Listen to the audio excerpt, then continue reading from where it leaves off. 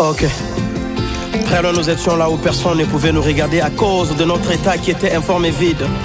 Père. Shalom, peuple de Dieu, nous vous saluons, nous vous bénissons dans le nom glorieux puissant de notre Seigneur Jésus-Christ. Nous, c'est l'église cité évangélique Bethléem. Et avant toute chose, d'abord, nous allons d'abord prier le Seigneur éternel, Dieu de bonté, Dieu de grâce. Nous te bénissons, nous te disons merci de cette circonstance, Seigneur, que nous voulons partager avec, Seigneur, ton peuple. Nous te disons merci, nous te rendons gloire dans le nom de Jésus et nous recommandons toutes choses entre tes mains dans le nom de Jésus. Amen. Oui, bien-aimés dans le Seigneur, c'est comme je l'avais dit que nous, c'est l'église cité évangélique Bethléem que dirige le révérend évêque Jonas Bébois Armand, esclave de Jésus-Christ. Et avant toute chose, je bénis vraiment la presse, ceux qui sont devant un peu vraiment mon caméra, notre bien-aimé Aaron et aussi mon fils Valérie Chilomba, que Dieu vous bénisse abondamment. Oui, bien-aimés dans le Seigneur, nous sommes en train de partager sur la vie de David. Parce que j'avais dit ceci, que la vie de David, vraiment son histoire est tellement instructive pour nous qui sommes enfants de Dieu. Et je vous avais dit que je vous parlerai de la mère de David et comment David est venu dans le monde. Et vraiment, c'est tellement édifiant pour nous qui sommes enfants de Dieu. Que Dieu vous bénisse, que la grâce de Dieu soit avec vous. Oui, bien-aimés dans le Seigneur, d'abord je disais ceci, que Dieu n'est pas un humain. Dieu, il est Dieu. Et c'est lui qui a formé l'œil, il voit. C'est lui qui a formé vraiment l'oreille, il entend. Et c'est lui qui a formé la bouche, il parle. Et si nous les humains, qui étions créés par le Créateur, nous avons les yeux pour voir et nous avons les oreilles pour entendre et aussi la bouche pour parler, à combien plus forte raison le Créateur. Alors je parle à quelqu'un que Dieu voit ta situation, Dieu entend tes prières et le Seigneur Dieu agira. Et lorsque Dieu agit, il n'y aura pas d'opposition. Que Dieu vous bénisse. Bien-aimés dans le Seigneur, je disais que je veux vous parler vraiment de l'histoire de David et aussi de sa mère. Je crois que plusieurs personnes, ils ne font pas attention de la mère de David, sa mère biologique. Des fois, plusieurs personnes, ils aiment être comme David, ils aiment vraiment vivre comme David était, mais ils ne savent pas vraiment l'origine vraiment de cet homme de David. David, vraiment, son père c'est Jessé, tout le monde les connaît, mais sa mère répond au nom de Nitsébet. C'est la mère de David. Nitsébet, c'est la mère de David. Et qui est Nitsébet? Nitsébet était la femme légitime de Jessé, qui fut le père de David et ses frères. Et vous savez que David avait ses frères. Il y a Shama, il y a Abinadab, il y a un peu vraiment les autres là. Et il avait ce frère. Mais Jessé et la mère de David, ils étaient vraiment en séparation des corps. Ils ne vivaient pas ensemble. Donc la mère de David était écartée. Donc Jessé ne vivait pas ensemble avec la mère de David au nom de Nitsébet.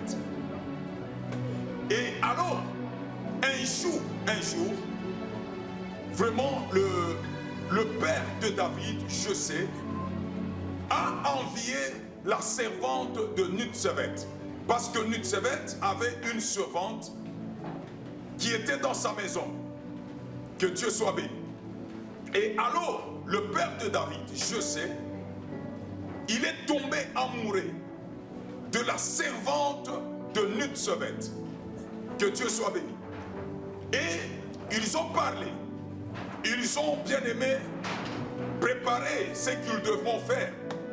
Et aussi, vraiment, la servante, elle avait accepté l'offre parce que le père de David voulait coucher avec sa servante. Et la mère un peu vraiment de David, David n'était pas encore né, donc un peu la mère de Shama, Abinadab, un peu vraiment, et Eliab, n'était pas vraiment en union avec leur père. Et maintenant, je sais, il a parlé à sa servante en disant que la nuit, tu viendras vers moi et nous allons passer de bons moments avec toi. Alors la servante, un peu vraiment, elle a accepté l'offre, mais je bénis le Seigneur parce que cette servante, elle craignait l'Éternel. Elle craignait Dieu. Et alors, la servante, elle a accepté. Et avant que la nuit arrive, qu'elle puisse aller vers le père de Shama, de Eliab, pour aller au rendez-vous, coucher avec leur père. Alors, la servante est partie voir Nitsevet en disant ceci, que ma maîtresse, je ne voulais pas te faire du mal, parce que tu es une femme exceptionnelle. J'étais vraiment bien avec toi. Tu m'as bien gardé, tu ne m'as pas maltraité. Alors je ne dois pas te faire du mal. Je ne dois pas te faire du mal. Alors, bien-aimé dans le Seigneur, la servante a parlé tout à Nitsevet en disant ceci. La nuit, j'ai un rendez-vous avec ton mari. J'ai un rendez-vous avec ton mari. Et alors, Nitsevet a dit ceci, c'est bien, vraiment merci beaucoup, vraiment de ne pas me faire du mal, que Dieu soit béni. Bien-aimé dans le Seigneur, là j'ouvre un peu une petite parenthèse, en disant ceci, vous qui avez de servantes et aussi des serviteurs dans votre maison, il ne faut pas les maltraiter, il faut être bien-aimé en bonne humeur, et aussi aimer les serviteurs et les servantes que Dieu a mis à votre disposition. Que Dieu soit béni. Parce que la plupart, bien-aimés, lorsque nous constatons, les serviteurs et les servantes sont traités, bien-aimés, comme des esclaves. Et vous allez voir, bien-aimés dans le Seigneur, la servante qui est en train de préparer pour toi, la servante qui est en train de faire tout pour toi, vous laissez la cuisine à la servante. Mais lorsque, bien-aimé, vous voulez servir, bien-aimé, la servante, ce sont, bien-aimé, les choses qui sont restées. Et quelles sont, bien-aimé, les assiettes que vous servez de serviteurs et de servantes. Voyez-vous, bien-aimé dans le Seigneur, de la manière dont nous traitons nos serviteurs et servantes, bien-aimé, ce n'est pas, bien-aimé, ce n'est pas tout à fait bien. Et aussi, bien-aimé dans le Seigneur, vous savez, vous qui avez des serviteurs et des servants, parce que si vous ne traitez pas bien vos serviteurs, vos servants, et voyez-vous, c'est eux qui ont, bien-aimé, votre vie en leurs mains. Ils pouvaient mettre du poison dans la nourriture. Ils pouvaient vous faire du mal. Ils pouvaient faire du mal à vos enfants. Et c'est ce que plusieurs personnes ne réfléchissent même pas. C'est pourquoi, bien-aimé, j'exhorte, bien-aimé, le peuple de Dieu. Ayez en bonne humeur avec vos serviteurs servantes. Donnez-leur, bien-aimés, à manger. Servez-les à la table dans de bonnes assiettes. Qu'ils mangent aussi bien. Et vous allez voir, bien-aimés dans le Seigneur, ces gens-là n'auront pas, bien-aimés, l'idée de vous faire du mal. Et même vous qui avez de sentinelles, voyez-vous, c'est la sentinelle qui pouvait traiter avec même des bandits pour vous faire du mal. Alors si vous êtes bien avec votre sentinelle, avec votre servante, bien-aimé, le mal, bien-aimé, ne s'approchera pas de vous. Que Dieu soit béni, que Dieu soit loué. Bien-aimé dans le Seigneur, même le salaire pour payer les servantes et les serviteurs, vous lui donnez des miettes, vous leur donnez des miettes, mais il y a des arriérés, vous ne voulez pas payer. Écoutez, bien-aimé, la parole de Dieu dit ceci: maudit soit la personne qui fait travailler son prochain, sans toutefois, bien-aimé, lui donner son salaire. Oui, bien-aimé dans le Seigneur, plusieurs personnes, ils sont sous le coup de la malédiction, en maltraitant, bien-aimé, le serviteur et leur servante. Que Dieu soit béni. Je donne aussi l'exemple, bien-aimé, de Naaman. Vous tous, vous connaissez Naaman avec la lèpre. Qui a été Naaman? C'était la fille qui était déportée, qui était esclave dans la maison de Naaman. C'est elle qui avait sauvé Naaman de la lèpre. Oui, c'est parce que, bien-aimé, la femme de Naaman ne maltraitait pas, bien-aimé, cette jeune fille. Si elle était maltraitée, bien-aimé, la jeune fille ne pouvait pas, bien-aimé, sauver la vie de son maître. Parce que son maître avait de la lèpre malgré qu'il était général. Que Dieu soit béni. Et à travers cette jeune fille, la vie de Naaman était sauvée. Que Dieu soit béni. Je ferme cette parenthèse. Écoutez, bien-aimé dans le Seigneur. Alors la servante de Nitzevet a tout dit. Et maintenant, Nitzevet a dit ceci: merci beaucoup de tout ce que tu as fait pour moi. Tu m'as sauvé et tu as ôté mon humiliation. Alors tu feras ceci. Lorsque vous aurez rendez-vous avec mon mari, c'était la nuit. Lorsque tu entreras et lui aussi entrera, avant que vous puissiez commencer votre action, vous allez demander vraiment à mon mari en disant que non, je dois éteindre la lumière, je dois éteindre la lumière. Et maintenant, quand tu éteindras la lumière, toi tu sortiras et moi je vais entrer. Oh, alléluia, que Dieu soit béni, alléluia. Écoutez, bien-aimés dans le Seigneur, la nuit est arrivée. Et maintenant, lorsque Jessé est entré dans la chambre, la servante a demandé à Jessé en disant ceci: je te demande si tu pouvais me faire cette grâce, que je puisse éteindre la lumière. Et Jessé a dit que non, il n'y a pas de problème, tu peux éteindre la lumière. Et lorsqu'elle éteint la lumière, elle est sortie. Et directement, Nitzevet est entré dans la chambre.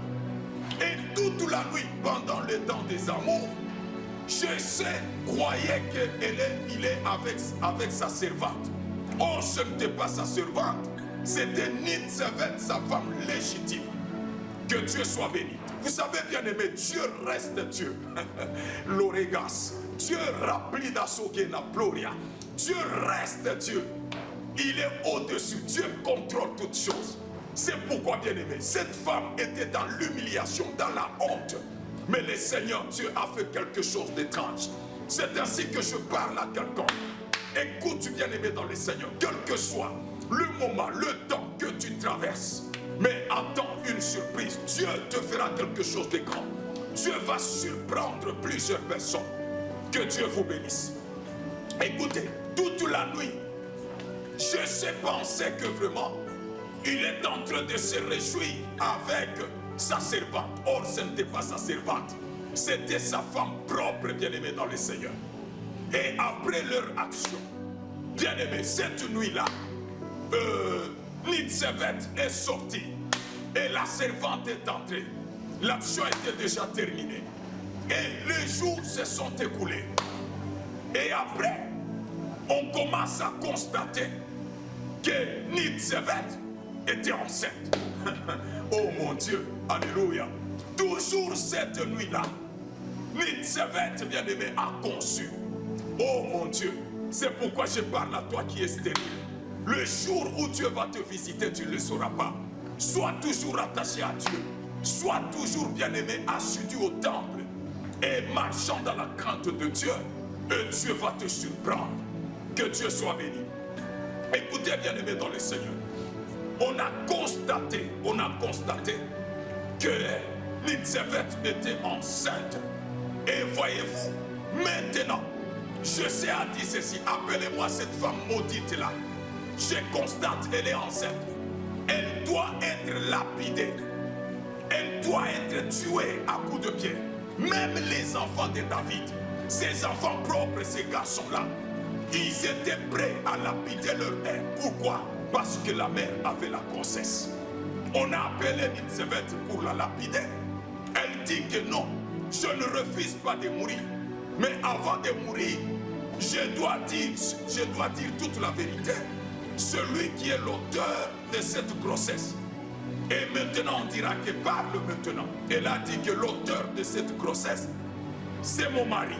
Et tout le monde, bien aimé, s'est exclamé. Il dit, menteuse, tu es une femme maudite, tu mérites la mort. Maintenant, elle a commencé à expliquer comment était la scène. Et David a vite compris que vraiment, c'est comme si c'est la vérité. Et même lorsqu'on a appelé la servante, elle a témoigné.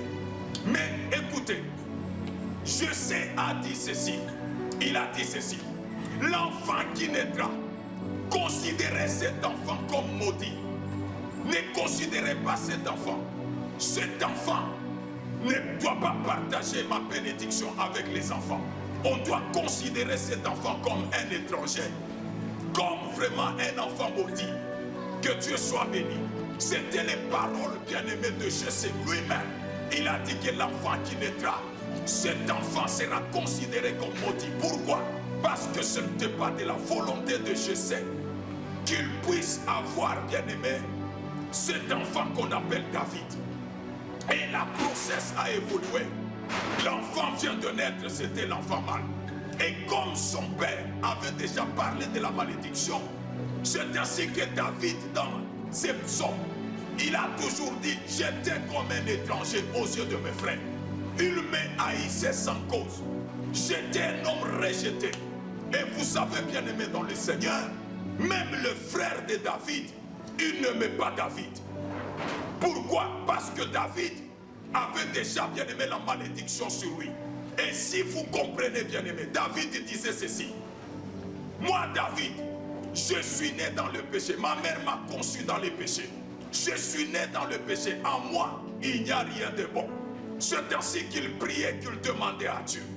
Alors il disait que dans ma nourriture, on met du poisson.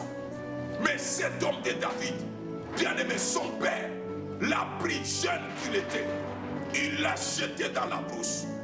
Et c'était bien aimé dans la brousse que David pèterait le tout petit troupeau de son père. Et voyez-vous, bien aimé dans le Seigneur, cet homme de David, devant la dépression, devant, bien aimé, l'humiliation, devant, bien aimé, l'oppression de ses frères, sa mère Nitzebet, elle était une femme forte, une femme de prière, une femme qui a entraîné David à lutter contre l'oppression, à lutter contre la dépression, à lutter contre, bien aimé, l'humiliation, la honte. Donc cette mère, elle a entraîné son fils en disant, mon fils, je sais que tu n'es pas aimé, mais je vais t'entraîner comment résister à l'oppression, à la phobie, à la dépression, contre l'ennemi. Et c'est ainsi que David était vraiment un homme extraordinaire. Et voyez-vous, bien aimé, quelqu'un qui était rejeté, refoulé par ses frères et son père, et Dieu l'a choisi. Alors j'aimerais parler à quelqu'un. Laisse-moi te dire, tu pouvais être rejeté par tes parents, tu pouvais être rejeté par tes frères, mais le Seigneur ton Dieu ne te rejettera pas. Le Seigneur ton Dieu ne t'abandonnera pas. C'est ainsi que David disait ceci. Même si mon père m'a haïssé, même si je suis rejeté par mes frères, mais toi, oh Dieu, tu ne dois pas me repousser, tu ne dois pas me rejeter. Donc David avait confiance en l'Éternel. Que Dieu soit béni, que Dieu soit loué. Et alors, bien-aimé dans le Seigneur, nous voyons, bien-aimé dans le Seigneur, cet homme de David, il était roi, malgré qu'il a reçu l'onction royale. Mais David n'avait pas accédé au trône. C'est là que j'avais dit ceci, bien-aimé. Si vous êtes enfant de Dieu, il y a le temps où Dieu parle de votre bénédiction. Il y a l'intervalle et aussi pour arriver à l'accomplissement, bien-aimé, de la parole du Seigneur. C'est pourquoi Habakkuk disait, je me tiens sur mon poste. J'attends ce que Dieu me dira. Et c'est que moi, Habakkuk, je vais répliquer. Et Dieu lui dit, Habakkuk écrit d'une manière nuisible, car cette prophétie date de longtemps. Mais elle va vers son accomplissement, elle va vers son terme. Et si elle tarde à temps là, elle s'accomplira certainement. Alors je parle à quelqu'un, toi qui es enfant de Dieu, quel que soit les moments que tu traverses le temps, mais le Seigneur Dieu est avec toi. Le Seigneur Dieu ne t'abandonnera pas. Je dis que ce temps de épreuve va passer. L'école de la souffrance, de marre que tu traverses, ça va passer. Le Seigneur Dieu va te visiter. Et nous avons vu, bien-aimé, cet homme de David, malgré l'onction royale sur lui, cet homme bien-aimé était dans la brousse. Cet homme bien-aimé était abandonné. Cet homme bien-aimé était poursuivi. Mais Dieu n'a pas menti. Et David est arrivé au trône. Que je vous bénis, bien-aimé. Que la grâce de Dieu soit avec vous. Je prie pour toi. Que Dieu te fortifie. Que Dieu te garde. Que Dieu t'accorde sa faveur, sa bénédiction. Et reçois, toi qui es dans deux vies, qui est dans des problèmes, sois visité par Dieu et sois restauré au nom de Jésus. Amen. Ayebaka kopambola, ayebaka kotombola, moto oyo moki.